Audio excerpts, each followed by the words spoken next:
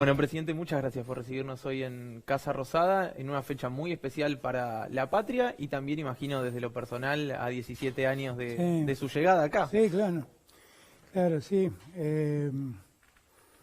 Efectivamente, hace 17 años llegamos con Néstor a Casa de Gobierno y a esta hora yo calculo que yo estaría por prestar juramento, porque a esta hora ya había pasado todo lo que tenía que pasar en el Congreso y veníamos a recibirle juramento a los ministros. Yo era el primero, siempre cuento esa historia. Ahí lo aprendí, le pasó a Santiago ahora. El jefe de gabinete es el primero que jura, entonces jura sin la firma de ningún ministro, jura solo con la firma del presidente, porque no hay ministros todavía. Y es el primero que jura porque tiene que rubricar los juramentos de todos los demás, las designaciones de todos los demás. Así que yo recuerdo muy, muy especialmente ese día, como todos los días que estuve al lado de Néstor. Para mí fue una experiencia inolvidable porque es la mejor aventura que puede vivir un político, ¿no? Que es llegar al gobierno de su país y poder cambiar el país en favor de la gente, que fue lo que yo siento que logró Néstor. Ojalá lo pueda lograr yo también. Alguna vez hablamos en un aniversario de la asunción de Néstor y usted me contaba que todos los días llegaba un problema nuevo en esa Sí, época claro. y que uno no podía protestar, sino que tenía que asumir ese problema, que hacerse cargo y que ese problema pasaba a ser de uno. Bueno, es muy parecida a la situación hoy, ¿no? Yo creo que es la situación de todo el que gobierna. O sea, es muy raro recibir gente que te pidan audiencias para decirle que está todo bien. Generalmente te piden audiencias porque hay un problema. Lo que pasa es que en aquel momento los problemas eran enormes, ahora también, ¿no? No voy a decir una cosa por otra, pero por otras circunstancias, en aquel momento el país vivía problemas enormes. Teníamos 57% de pobreza, 25% de desocupación. El día que nosotros asumimos, al día siguiente, nunca me olvido, Néstor salió por esa puerta y se metió en mi despacho, que está ahí al lado, que es el de Santiago ahora, y me decía, mirá, y me tiró así un informe arriba del escritorio de la policía, que decía que el día que nosotros asumíamos había 80.000 personas en la calle, en distintos lugares del país, quejándose, pidiendo trabajo, pidiendo comida, pidiendo un techo. Y tomé aire y me dijo, bueno, hay que resolver todo esto. Y eso fue lo que vivimos. Y gracias a Dios tuvimos 4 años de crecimiento muy fuerte de la economía, que es el verdadero secreto para que las cosas funcionen, ¿no? Que haya inversión, que se invierta, que se cree trabajo. Y eso con Néstor lo pudimos hacer. También teníamos, como me toca a mí ahora, yo por eso muchas veces digo que yo por momentos siento que vivo un déjà vu permanente, ¿no? Siento que en aquel momento el problema de la deuda que nos agobiaba, que como me pasó a mí lo heredamos y sentíamos la responsabilidad de terminarlo.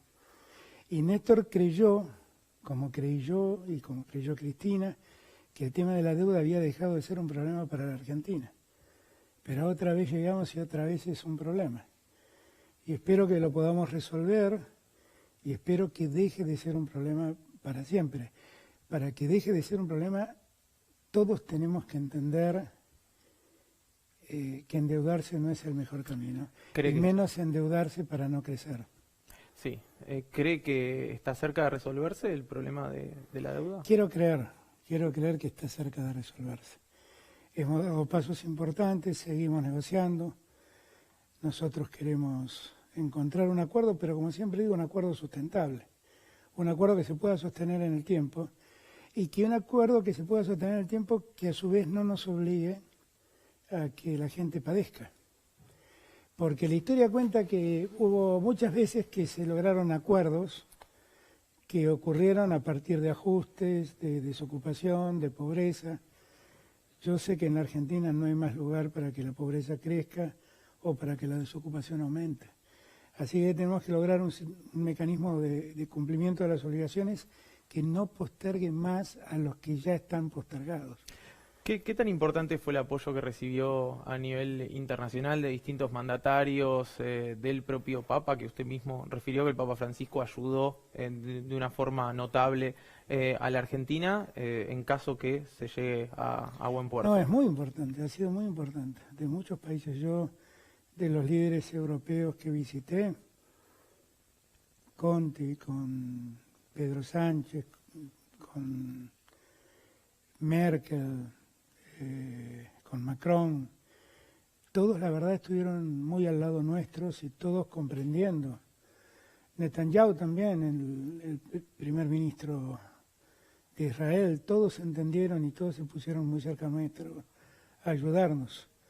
El Papa es un hecho singular, porque el Papa tiene una prédica constante, que la pandemia le dio mucho la razón, sobre la inconsistencia del modelo económico, que solo funcionaba a partir de lo financiero y que se había olvidado de la condición humana. Se había olvidado de la igualdad, se había olvidado de la solidaridad. Y porque eso fue una prédica constante de él, que se ve en su encíclica, el Laudatio, que acaba de cumplir 5 años. Eso fue una prédica constante de él. Lo importante es que él advirtió que esa economía tan dañina estaba dañando al país donde nació. Y la verdad es que la ayuda de él fue inconmensurable, y todos los argentinos tenemos que saber que estamos en deuda con el Papa, que se comportó de un modo patriótico como argentino, no solo como líder de la Iglesia, por esa prédica en favor de un mundo más equitativo, más justo, socialmente más justo, que atienda a los que el sistema empuja fuera del sistema, ¿no? Sino porque él entendió que era su pueblo el que iba a padecer, y la verdad su apoyo fue enorme. Como también tengo que decirlo, la comprensión del conflicto por parte de Kristalina Georgieva. Del fondo. Kristalina Georgieva ha entendido el problema argentino como nunca vi que alguien del Fondo Monetario lo atienda. Yo tuve que lidiar con Dan Kruger, me acuerdo cuando recién asumimos el hindú que nos mandaba el fondo, no me acuerdo el nombre de él, Anup Singh. Claro, hablar con Kristalina Georgieva es distinto, es una mujer que entiende el padecimiento de las economías que no se han desarrollado y quiere ofrecer salidas desde el fondo, pero con lógicas más equilibradas. Uh-huh. Y sí tiene fe de que esto se resuelve prontamente. La fe nunca la pierdo, pero quisiera tener certezas. Yo lo que creo es que hemos actuado de muy buena fe, hemos cumplido nuestras obligaciones a un alto costo como sociedad y hemos pedido la comprensión de revisar la deuda y en verdad hemos hecho una oferta donde no le pedimos a nadie que pierda, sino que dejen de ganar, que ganen un poco menos, Y lo que hemos notado es que en las últimas semanas que hemos podido iniciar un diálogo y ojalá prospere. Creo que la charla va a girar en torno a estos puntos, ¿no? Bueno, hablábamos de la economía, hablábamos de las desigualdades y obviamente rápidamente llegó la palabra pandemia, que de alguna manera alteró toda ecuación. Recién decíamos, bueno, el problema de la deuda, al igual que en 2003, es central para este gobierno, pero se le sumó algo completamente inesperado como una pandemia, como una situación absolutamente excepcional. ¿Cómo cree que viene hasta hoy manejando Argentina la pandemia y qué espera de cara al futuro? Yo creo que la sociedad argentina entendió claramente el peligro en el que estamos y que por eso las cosas han salido hasta acá bien. Que haya salido bien quiere decir que hemos logrado controlar la velocidad de contagio para que podamos construir un sistema de salud que no existía y que pudiera atender a todos.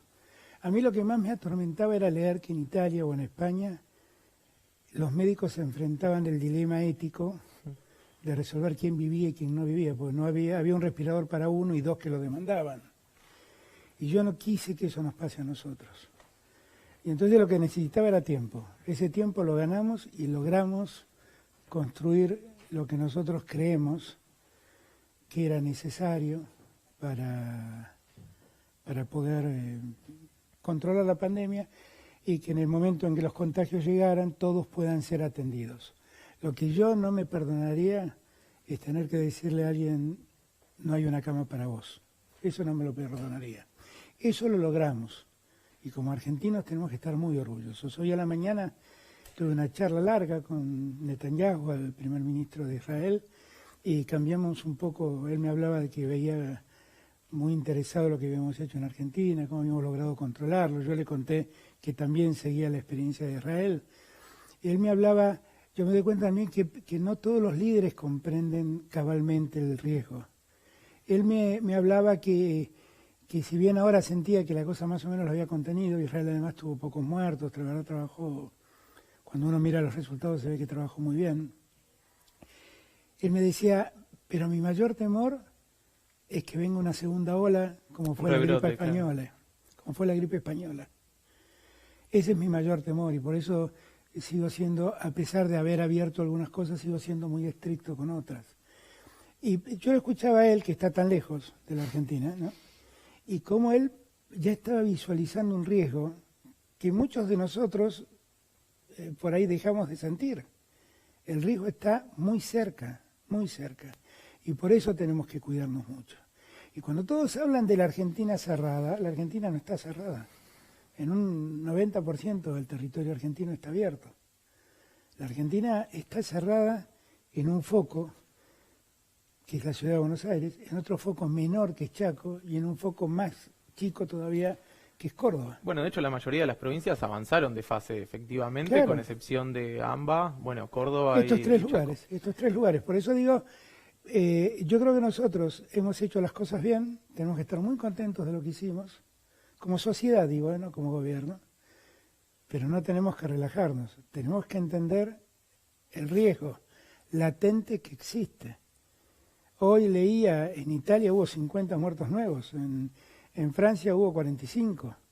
Entonces, el tema no está terminado, no está terminado. Y de repente líderes como Netanyahu advierten el temor de que cuando todos nos relajemos venga una segunda ola, como pasó con la gripe española, y otra vez volvamos a padecer. ¿Qué le pasa cuando escucha a ciertos voceros de la oposición, ya sea dirigentes como muchos especialistas, entre comillas, referir, bueno, es la cuarentena más larga del mundo, estamos descuidando la economía, quien no necesita un respirador va a necesitar otro tipo de atención porque se va a deprimir, porque va a pasar hambre? ¿Qué le provoca? Porque realmente es creciente eso y se ve incluso en los medios de comunicación una bajada muy fuerte. El problema es el concepto. O sea, si la pregunta es, Alberto, ¿vos sentís que la gente está espléndida en la cuarentena? La respuesta es no. Nadie puede sentirse bien sabiendo que no puede salir de su casa porque un virus lo acecha. Lo que no puede ser es que quieran convertir ese malestar natural en una sensación de angustia, porque en verdad lo que estamos haciendo es cuidando la salud de la gente. Muchos me preguntaron si ante la pregunta que me hizo Silvia Mercado yo me enojé. Yo no me enojé. Yo la verdad lo que quise es ser categórico en mi respuesta. Una periodista de la televisión pública me había hecho una pregunta muy parecida un segundo antes. Y también fui categórico con ella. Pero categórico quiere decir, no que yo no advierto el malestar natural que pasamos todos con todos los cuidados que tenemos que tener. Todos lo advertimos, sería un necio si no lo advierto. No es que yo no lo hablo, cuando yo propuse la salida de los chicos, lo propuse porque los médicos me lo recomendaron.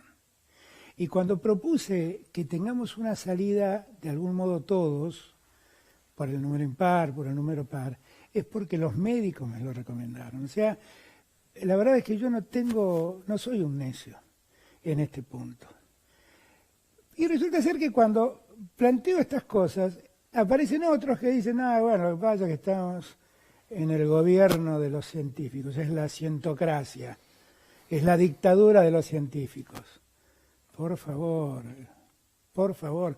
Yo puedo hacer una mesa de médicos de distinta opinión política, porque en cada uno de ellos anida la voluntad de salvar vidas. No puedo hacer lo mismo con la economía. Cuando me dicen, ¿por qué no hacéis un comité de expertos económicos que te ayude a salir? Porque no es lo mismo. Porque la preocupación central de un economista no es necesariamente salvar vidas. Y empiezan a pesar ideologías, intereses, otros propósitos. Entonces, la verdad, miren, yo no soy médico, soy abogado. Voy a escuchar a los que saben. Voy a consultarlos todas las veces que me haga falta. No soy un necio. No voy a creerme un erudito en algo que no sé. Y acá lo que hago es mirar la experiencia de otros países, escuchar a los que saben y después el que tiene que poner la firma tomando la decisión soy yo. Bueno, de hecho, alguna fuente off the record me ha referido que usted no estaba de acuerdo con una cuarentena estricta en un comienzo hasta que efectivamente hizo el comité de expertos. Porque hubo un cambio significativo en una posición inicial de la Organización Mundial de la Salud. La Organización Mundial de la Salud al inicio, todo empezó con las clases de los chicos. Así Sí, empezó. claro. La Organización Mundial de la Salud al principio dijo, no, los chicos no corren riesgo porque prácticamente no hay letalidad, ¿no? Los chicos no se mueren por esta enfermedad, se recuperan rápido, la pasan rápido. Eso es verdad. Y entonces cuando venían a decirme, levantemos las clases, yo decía, pero ¿podemos levantar las clases si la Organización Mundial de la Salud está diciendo que no hay riesgo? Pero en una semana cambió y dijo que aunque ellos no corren riesgo, sí son transmisores vertiginosos de la enfermedad. Se contagian fácilmente y transmiten fácilmente. Y ahí cambié. Me lo dijeron los mismos científicos y ahí cambié. Y ahí me di cuenta que era un riesgo mandar a un chico al colegio. Entonces, a mí me parece que lo que hay que entender es que estamos innovando porque esto no se conocía, este es un virus desconocido. Hasta el día de hoy sabemos algunas cosas, otras no. Y no sabemos lo central, cómo prevenirlo y cómo curarlo. No hay una receta. No hay una receta, ni hay un medicamento, ni hay una vacuna. Ahora, justamente en torno a esto de, bueno, no hay receta, obviamente esto es prueba y error. Uno sí tiene algunos casos, como por ejemplo Brasil, Estados Unidos, donde se aplican las recetas que incluso acá se piden aplicar. Y es muy particular porque los resultados fueron totalmente contrarios en materia sanitaria y en materia económica también. Y que es así, es que el problema de la economía no es la cuarentena, es la enfermedad, es la pandemia. Muchos piensan que el problema económico se genera porque uno hace cuarentena. No, el problema económico se genera porque hay una pandemia que ha afectado la economía del mundo. Y como vivimos en una economía absolutamente vinculada, todo se vuelve difícil. Y cuando yo el otro día planteé el caso de Suecia, miren, algo me conoce, Juan. Cuando a mí me preguntan qué modelos hay que seguir, yo digo el de los países nórdicos. Siempre digo lo mismo. Noruega, Finlandia, Suecia. Tengo admiración por esos países. Tengo admiración. Han desarrollado estados de bienestar formidables. Ahora, quise mostrar el ejemplo de Noruega y de Suecia, dos países que se dividen formando en una misma es una península, una parte de Noruega, otra parte de Suecia. Suecia fue más laxo con la cuarentena. Tuvo resultados de muertos mucho más altos que Noruega. Ahora, la caída económica es igual para los dos. No es que a Noruega le fue muy mal, claro, y a Suecia le fue muy bien. Le fue muy mal a los dos. Y Estados Unidos no para de perder empleo. 38 millones de desempleados. No para de perder empleo. Entonces, no es un problema de la cuarentena, es un problema de la pandemia. Y acá, como objetivamente, una de las malas cosas que en la política argentina existen y que debemos desterrar es la miserabilidad de la política. Por dañar al otro, uno usa cualquier argumento.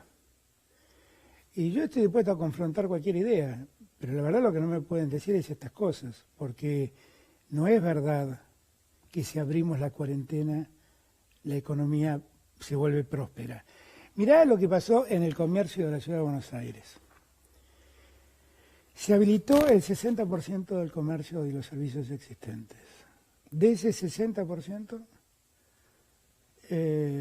abrió el 40%. Y ese 40% que abrió, vendió el 30% de lo que vendía. No cambia mucho. Y claro, porque no están los consumidores, porque la gente está... Y a la vez los casos se dispararon en la ciudad. Exactamente, exactamente. Y si vos además abrís los comercios, es una invitación a salir. Y como siempre dice el doctor Kahn, Pedro Kahn, el virus no te busca, vos lo vas a buscar. El virus no está buscando dónde estamos, vos lo vas a buscar. Ahí es donde está la diferencia que usted hace respecto a quienes gobiernan y quienes se dedican a hacer política a través de las redes sociales. De Twitter, como digo yo, hay dos tipos de opositores, los que gobiernan y los que están en Twitter. Y cuando yo me enteré que había un problema en la Villa 31, el primero que llamé fue al padre Willy, que es el padre de la parroquia de la Villa 31, del barrio Padre Mujica. Y le pregunté cómo era la historia. Y después lo llamé a Nacho de la Nacho Levi, sí. Nacho Levi, a quien no conocía, ¿eh? Y les pregunté cómo era la historia.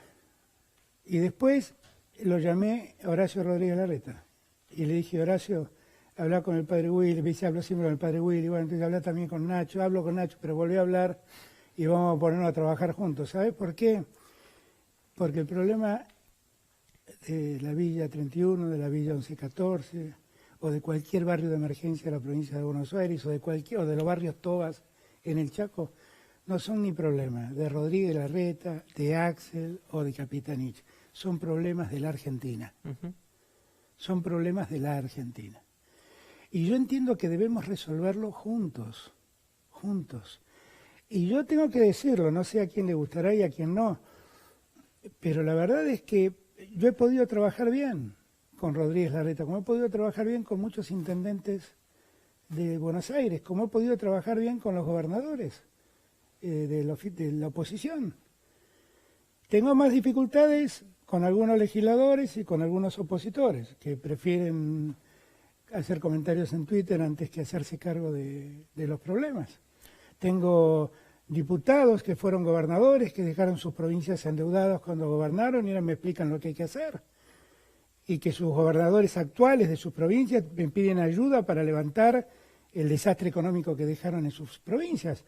Pero bueno, qué sé yo lo que quiero, yo odio volver para atrás, pero les pido a todos, miremos para adelante con seriedad. Sí, con sinceridad y con honestidad intelectual. Con ¿no? honestidad intelectual, eso es, Juan, con honestidad intelectual. Hablábamos de los barrios, de las villas, claramente el foco infeccioso está hoy puesto allí. Realmente, yo ayer veía hace 2 semanas, el 20% de los contagios en la ciudad de Buenos Aires representaba los barrios populares, hoy estamos en torno al 50-55%. ¿Qué le pasó puntualmente? Sé que vio el caso de Ramona y sé que eso de alguna manera lo incentivó a tomar la decisión de ponerse al frente de esto. A mí me incentivó, tengo que ser franco, escucharlo a Nacho Levi una mañana por radio, muy mal contar lo que estaba pasando. Y hay algo... Y perdón, sí.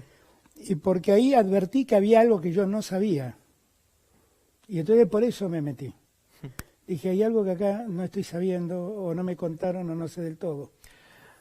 Yo te decía que la charla va a girar un poco en torno a las desigualdades también, y creo que es el punto clave, ¿no? La respuesta a por qué hay tantos casos en las villas. Y hay algo de lo que dice Nacho Levi que a mí me chocó muchísimo y que también creo que nos choca con nuestros propios privilegios, que es esto de la expectativa de vida en los barrios, como si fuera un dato positivo que la expectativa de vida en los barrios sea menor a los de los barrios más privilegiados de la ciudad. Y en realidad lo que significa es que la gente de la villa no vive mucho. Exactamente. Y habla un poco de cómo hacemos para salir de esta pandemia de una forma más igual. Yo creo, Juan, que cuando a mí me preguntan, ¿qué aprendiste vos o qué experiencia te dejó? ¿Qué te pasó en la pandemia? La verdad es como fácil decir, bueno, tuve en cuenta la experiencia de Europa, tuve en cuenta lo que nos pasa. Yo la verdad, esa no es la experiencia que me dejó la pandemia. La pandemia lo que me dejó es una muy triste experiencia, Porque un día descubrí que había 9 millones de argentinos que el Estado no registraba, que son los del IFE. Claro. Yo a veces escucho decir, bueno, pero ¿cómo se demora el IFE? Alberto Fernández dice que son 9 y recién le han pagado a 6. Porque es dificilísimo detectarlos. Porque hay gente que está fuera del sistema. Bueno, esperaban 3 millones y se anotaron 9. Claro, eran gente fuera del sistema. Entonces uno se pregunta, ¿cómo nos pasó esto? ¿Cómo nos pasó esto? ¿Cómo puede ser 9 millones de personas? Es una cuarta parte de los que vivimos acá. Es un 22-23% de la población argentina. Mirá el dato, ¿eh? Sí, sí. Es enorme. Cuando uno ve lo que pasa en la vida 31, pasa en términos epidemiológicos lo que siempre supimos que podíamos pasar. O sea, si el barrio entraba, si el virus entraba a esos barrios, la velocidad de contagio iba a ser altísima, porque allí se vive en condiciones de hacinamiento. Y en ese hacinamiento es mucho más fácil el contagio. Claro. Fíjate que en la provincia de Buenos Aires hay muchos barrios pobres, pero son barrios. Están más distancias entre las casas, hay calles, no hay pasillos, no se construyen casas una encima de la otra como pasa en la Villa 31. Ahora, la pandemia nos ha dejado al descubierto una serie de cosas, ¿no? Primero, lo falaz del sistema, lo débil del sistema. Aparece un virus imperceptible al ojo humano y se lleva puesto la economía del mundo, no la Argentina, la del mundo. Y desde hace 2 meses las bolsas del mundo no paran de caerse y las empresas no valen lo que valían. ¿Y por qué pasó todo eso? Y porque desaparecieron los consumidores y los trabajadores. Desapareció el comercio. Entonces, todo eso, la primera reflexión que tenemos que hacernos, era una entelequia. Esos eran valores ficticios, construidos sobre la base de la especulación financiera. Y ese es el peor capitalismo, porque el mejor capitalismo es aquel en donde un empresario invierte para dar trabajo, para producir y para llegar a todos. Yo siempre cuento la experiencia de Ford. Ford nació haciendo un artículo de lujo que era autos, pero después un día se preguntaron, ¿y por qué los que trabajan en Ford no pueden tener autos? Y cuando los que trabajaron en Ford tuvieron autos, dijeron, ¿y por qué todos los americanos no pueden tener autos? Hubo un tiempo en que la economía, el gerente financiero, en la economía de una empresa, el gerente financiero pasó a ser más importante que el gerente de producción. Y ese día el capitalismo fue peor. Nosotros tenemos que volver al mejor capitalismo. Y tal vez sea una oportunidad. Porque además, lo único que ha dejado este sistema financiero, este capitalismo financiero, es una desigualdad enorme. Insoportable para quienes decimos ser humanistas. Insoportable. Nosotros abrazamos la política es una actividad humanista por sobre todas las cosas. Yo soy abogado, estudié una ciencia humanista que tiene al hombre como centro. Martín Guzmán es un economista.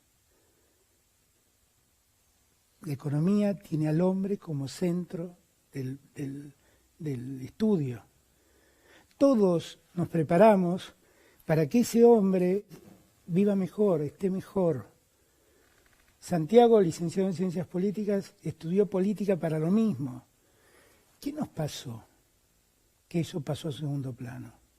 Entonces yo creo que nosotros tenemos que volver a poner al hombre en el centro de la escena. Si ponemos al hombre en el centro de la escena, va a ser insoportable vivir con la desigualdad.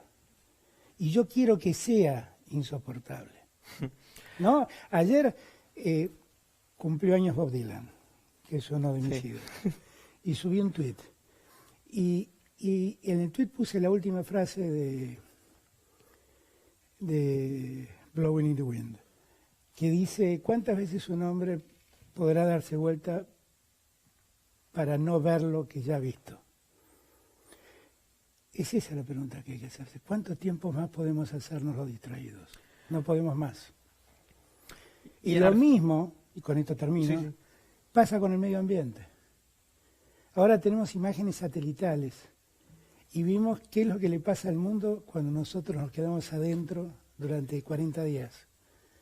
El mundo respira, se oxigena de nosotros. se libera de nosotros y recupera aire. ¿Cuánto tiempo más vamos a seguir lastimando nuestra mayor casa, que es el mundo, para producir graciosamente y generar un consumo a veces innecesario? ¿Es momento de pensar en el día después, en cómo se sale de esto? Sí, nosotros estamos pensando en el día después. La verdad que con Gustavo Vélez habíamos preparado todo para hoy dar un mensaje para el día después. ¿Sabes por qué no lo di? ¿Por qué? Por eso te di vueltas para hacer este programa. Porque no sabía si iba a dar el discurso o no. Pero no lo di para que nadie piense que quiero poner otro eje en el momento donde tenemos que estar ocupados de los que menos tienen y que viven en los barrios populares. Por eso no lo di. Pero lo sabemos lo que debemos hacer y sabemos lo que queremos hacer. Vamos a esperar el momento en que esos barrios, esa gente, recupere la tranquilidad, se sienta protegida y se sienta cuidada por nosotros. Y después vamos a contarles a todos los argentinos lo que tenemos pensado hacer. Se trata de una batería de medidas económicas y sociales. Son 4 puntos sobre los cuales nosotros queremos proponerle a la Argentina un nuevo contrato social para hacer un país mejor, donde la igualdad sea la regla y la solidaridad el mecanismo. Uh-huh. Decía que suspendió el anuncio justamente por lo que está sucediendo, porque esperaban hoy estar en otro momento. Si me dicen que me enamoro de la cuarentena, date cuenta si yo, el día en que explotan estos casos, ¿qué van a decir de mí? Entonces dije, no, vamos a esperar, y para que no haya confusiones, porque podemos esperar para hacer ese anuncio. Igual nosotros estamos trabajando. La semana pasada estuve en Tucumán y Santiago, esta semana voy a ir a Formosa y a Misiones. Voy a ir a recorrer el interior del país, hay que poner en marcha un país federal, un país más justo, un país más igualitario. ¿Se van a adoptar más medidas en torno a las ayudas que está brindando el Estado respecto a algunos se ofendió porque yo dije la cuarentena va a durar todo lo que sea necesario. También digo, vamos a ayudar a todos los que necesiten ayuda y vamos a ir en su auxilio siempre. La etapa del sálvese quien pueda, para mí está muerta en la Argentina. La etapa de la meritocracia, para mí está muerta en la Argentina. Porque la meritocracia es falsa. No todos, en verdad, no es el mérito lo que nos hace llegar, es la oportunidad que nos dan de llegar. Como siempre digo yo, ¿no? El más tonto de los ricos tiene muchas más posibilidades de llegar que el más inteligente de los pobres, solo por una cuestión de oportunidades.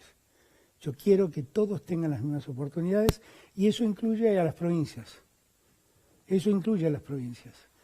Yo lo dije durante toda la campaña. Yo quiero que el chico que nació en La Quiaca, sí que pueda disfrutar su niñez en La Quiaca, pueda estudiar en La Quiaca, pueda encontrar trabajo en La Quiaca, pueda construir su familia en La Quiaca, pueda morirse si quiere en La Quiaca feliz después de haber vivido en La Quiaca. Y no que esté pensando a dónde irse para poder vivir mejor, porque allí nadie lo tiene en cuenta. Y pongo el ejemplo de La Quiaca porque es el extremo norte. Podría hablar de Ushuaia o de cualquier otro lugar del interior del país. Presidente, hablábamos de la oposición, hablábamos del rol de los gobernadores, opositores, bueno, del jefe de gobierno porteño, Horacio Rodríguez Larreta también. ¿Qué pasa con el oficialismo? ¿Cómo lo ve? El otro día se cumplió un año ya de la creación del Frente de Todos. E indudablemente, yo le consultaba a Sergio Massa lo mismo la semana pasada, decía, lo veo más robusto, pero falta, es cada paso por vez. ¿Cómo lo ve usted? No, yo veo que creo que todos tomamos conciencia de lo grave que hubiera sido que nosotros, por estar divididos, no hubiéramos llegado. Con lo cual, para nosotros, la unidad se ha convertido en un valor central. Yo creo que todos trabajamos con mucho esfuerzo juntos. Después hay dilemas que no los tenemos nosotros, nos lo plantean, ¿no? Nos lo plantean. Hoy, por ejemplo, leí algo en las redes de Beatriz Arlo, que está preocupada porque dice que Cristina tiene más influencia en el gobierno. Yo ahora no logro entender muy bien por dónde pasa esa influencia. Me encantaría entenderla. Porque... Bueno, es vicepresidenta, ¿no? Bueno, por eso digo, la verdad es que todos influimos, porque yo escucho a todos, lo escucho a Sergio, lo escucho a Máximo, escucho a todos, también a Cristina. ¿Cómo no la voy a escuchar? 8 años fue presidenta, ¿cómo no la voy a escuchar? Pero después está el problema de que los funcionarios, la verdad es que nosotros vamos a buscar funcionarios al mismo lugar. Cristina y yo pensamos en el mismo lugar. Nosotros trabajamos muchos años juntos, después nos distanciamos, pero aún distanciados, muchos de los que eran funcionarios de Cristina seguían cerca mía. Y entonces cuando uno va a buscar funcionarios, va a buscar ahí, digamos, imaginen una caja de funcionarios, bueno, busquemos acá donde hay un funcionario para cubrir esto. Están preocupados por si es de Cristina, si es de Alberto. Y entonces generan contradicciones que no existen. ¿Funciona bien ese tándem? El de Cristina y yo creo que sí. Hablamos permanentemente. A veces tenemos diferencias, sí, pero siempre las tuvimos. Claro, eso a mí no me preocupa, eso no me preocupa. Porque a veces en las diferencias me doy cuenta que a veces tiene razón ella y a veces tengo razón yo. Eso no es importante. Lo importante es que los dos queremos los mismos objetivos. Tenemos el propósito de construir una Argentina más igual. Y la verdad, saber que Cristina piensa como yo a mí me da una gran tranquilidad, porque ella es una dirigente política muy importante en la Argentina. Negarlo es una soncera. Le augura un buen futuro al frente de todos. Si somos responsables va a tener que vivir muchos años. Si somos responsables... El otro día le decía a Cristina que había visto un reportaje que le había hecho Ale Berkovich a Lula, donde le preguntaba a Lula qué pasaba si nos peleábamos Cristina y yo. Y Lula dio una respuesta muy inteligente. Dijo, bueno, después de pelearse que cada uno se vaya a su casa, se quede 10 minutos en silencio, reflexione y vuelvan a arbujuntar. Y tiene razón, es lo que todos, ¿no, Cristina? Bueno, todos algo parecido sucedió con ustedes dos en su momento. En su momento, exactamente. Tardamos 10 años, nos tomó un tiempo. Fue un rato más. No eran 10 minutos, fueron 10 años, pero bueno, igual ya pasó. No, yo la verdad es que creo que Cristina es muy valiosa. Y además de ser muy valiosa, es representativa también de un número muy importante de argentinos. No es un dato menor esto. No es un dato menor, es un dato muy importante. Presidente, no quiero dejar de consultar por un poco los temas que me preocupan más de lo personal, si se quiere. A ver. Honestamente, se viene viendo mucho, o se está hablando mucho de un supuesto plan de impunidad en favor de tal o cual exfuncionario. En primer lugar, quería consultarle por ello, si usted siente lo mismo, si siente que se está aprovechando del poder para solucionar tal o cual causa judicial. Y en segundo lugar, consultarle por los hallazgos que se han hecho en la Agencia Federal de Inteligencia en estos últimos días respecto a actividades de espionaje ilegal contra dirigentes políticos, que tiene bastante seriedad y que entiendo mañana va a tener una consecuencia judicial. Empiezo por lo último. Voy a dar una respuesta general. Primer punto, nosotros no tenemos una mesa judicial. Los que tuvieron una mesa judicial son los que nos acusan de tener intereses en manipular la justicia. Yo no tengo una mesa judicial y yo no hablo con los jueces, y yo no llamo a los jueces, ni mando a nadie a hablar con los jueces, a nadie. Lo que los jueces creo están advirtiendo en algunos casos son los excesos que cometieron en los años en que la mesa judicial los apretaba para que cometan esos excesos. Y entonces, de repente, liberan a alguien que no tiene una condena firme, que es lo que a lo largo de toda la historia dijo la jurisprudencia argentina, y que se alteró por la presión de esa mesa judicial. La verdad es que yo no Cristina me conoce, sabe que nunca en mi vida me podría plantear una cosa así. Digo esto, y también digo que es una vergüenza que la justicia argentina tenga desde hace 2 años dos causas, la de dólar futuro y la del pacto con Irán, sin resolver si inician o no un juicio oral. Ahora, esto lo digo en mi condición de profesor de Derecho Penal. Es inexplicable lo que está pasando. Si alguien quisiera resolver algo, yo lo agradecería enormemente, porque eso es de negar justicia. Y yo podría dar otros ejemplos más de lo que uno ve permanentemente. Ahora, eso quiero ser muy franco, ¿eh? Los que me votaron sabiendo lo que yo pensaba en este punto. No lo estoy diciendo ahora porque soy presidente y tengo un pacto de impunidad con alguien. Lo dije a lo largo de toda la campaña. Dije a lo largo de toda la campaña, hasta di nombres de quienes eran los responsables en los diferentes fueros de haber llevado adelante este sistema. Y se ofendieron y me dijeron que era una locura, que yo dé nombres. No, miren, yo lo que no puedo ser es ser un hipócrita. Yo la verdad quiero una mejor justicia. Quiero una mejor justicia. Eso no es buscar impunidad, ahora, eso es pedir justicia. Usted refiere, bueno, quiere una mejor justicia y es indudable que hay, de hecho, en el gobierno una intención de sanear de alguna manera el Poder Judicial. Ahora, ¿es posible, digo, se soluciona con una reforma judicial si los jueces y fiscales son los mismos? Digo, aquellos que se dejaron presionar en los últimos años. Yo no sé, la verdad es que yo, como siempre digo, yo soy un reformista y por lo tanto puedo actuar de acuerdo a lo que las normas me permiten. Yo sí creo que hay que revisar muchas instituciones y por eso he llamado a un consejo asesor que lo estamos terminando de consolidar para que trabajen en un remedio para la justicia. Uno puede resolver cómo funciona la justicia federal para adelante, pero eso no es resolver el problema de la justicia. Ahí todo lo que decís es absolutamente cierto. Nosotros necesitamos otra cosa, necesitamos entender bien cómo funciona la Corte,